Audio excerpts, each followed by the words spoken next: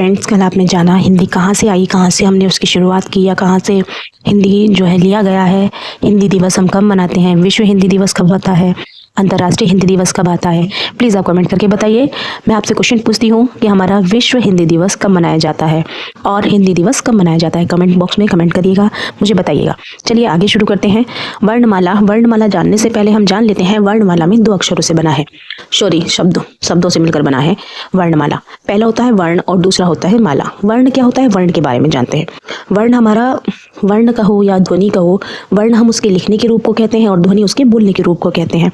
तो हमारे मुंह से निकलने वाले जो हमारे मुख के अवयव होते हैं, यानी कि हमारी जीभ, दांत, है ना, तालू हो गया, तो इनको जब ये स्पर्श करते हैं तो एक ध्वनि निकलती है, या कहें हम प्राणवायु बाहर निकलती है तो उसे क्या कहते हैं, उसे हम ध्वनि कहते हैं। और ये जो हमारी आवाज़ है, ये यही तो कहलाती है, ये हमारी आवाज़ कहलाती है।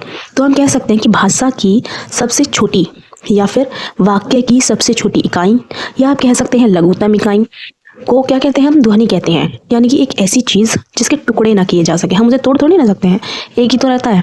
है हम बोलते हैं तो उसको हम तोड़ थोड़ी ना सकते हैं, वो वही रहता है, टुकड़े तो किए नहीं जा सकते उसके, तो उसको हम क्या कहते हैं, उसका ध्वनि कहते हैं। अब आप आगे देखेंगे कि हम अपने मुंह से, हमारे मुंह से जो ध्वनियाँ निकलती हैं उनको क्या कहते हैं, उनको उच्चारण जिनका हम करते हैं, जो ध्वनियाँ हमारे मुंह से निकलती हैं उन्हें हम क्या कहते हैं, वर्ण या अक्षर कहते हैं। ठीक है, या आप कह सकते हैं एक तरह से इसकी ये परिभाषा लिख सकते हैं कि जिनका क्षरण या विनाश नहीं किया जा सके उन्हें क्या कहा जाता है, उन्हें अक्षर कहा जा सकता है। जैसे अ, ई, उ आदि शब्द, ये जो वर्ण है हमारे, ये क्या हैं, ये हमारे अक्षर हैं। आप इन्हें अक्षर कहें, वर्ण कहें, कुछ भी कह सकते हैं। आप इन्हें वर्ण कह सकते हैं या अक्षर कह सकते हैं, बात एक ही है। आगे हम जानेंगे इसके बारे में और थोड़ा डिटेल में। आइए आगे देखते हैं।